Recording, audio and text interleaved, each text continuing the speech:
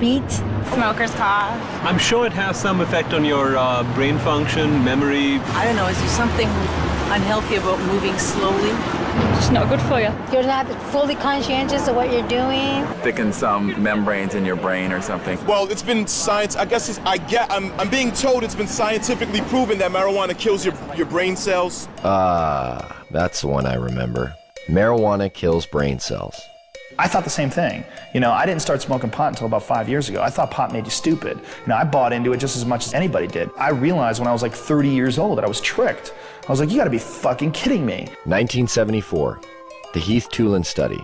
Ronald Reagan announces, the most reliable scientific sources say permanent brain damage is one of the inevitable results of the use of marijuana.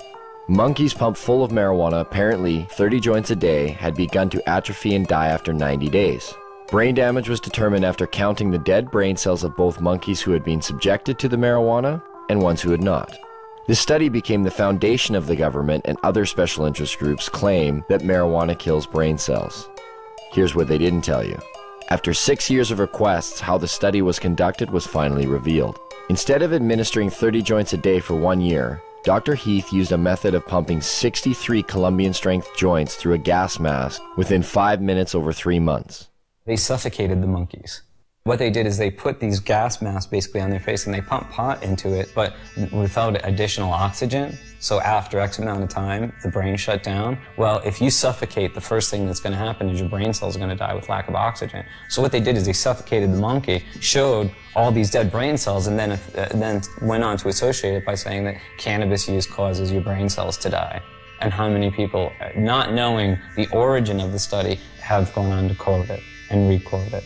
And now people believe it. Studies since have shown no signs of any brain cell damage. In 2005, new research suggested that marijuana could possibly stimulate brain cell growth. That study hasn't received the same attention.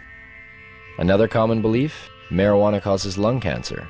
In the 1999 study by the Institute of Medicine that was paid for by the United States government, they had to use words like may and should cause cancer. We've been hearing for years them trying to say that it causes lung cancer, and we say, really, that's interesting because you can't even show us one case of cancer being caused by cannabis use alone. You definitely have to do it moderately because it does paralyze the cilia, but if it's not radioactive, you're probably not going to get cancer from it.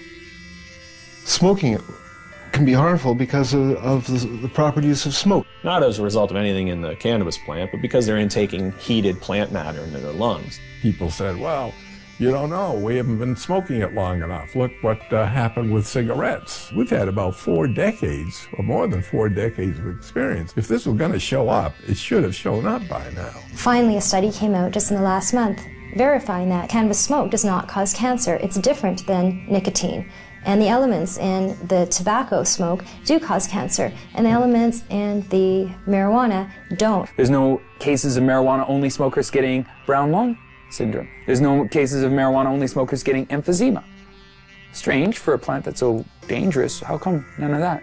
Marijuana is as bad for you or worse than tobacco? Impossible. If they had the evidence, they'd be putting emaciated bodies or emphysema, lung cancer, black lungs, they would be parading them throughout the media. They don't have one. Yet people somehow or other think that it might cause the same thing. In fact, if you look at the straight deaths from substances, a different type of picture starts to appear. The #1 killer in the country? It beat out AIDS, heroin, crack, cocaine, alcohol, car accidents, fire, and murder combined. Tobacco. That's a nasty, dirty thing to say, son. A lovely, pure white cigarette, constant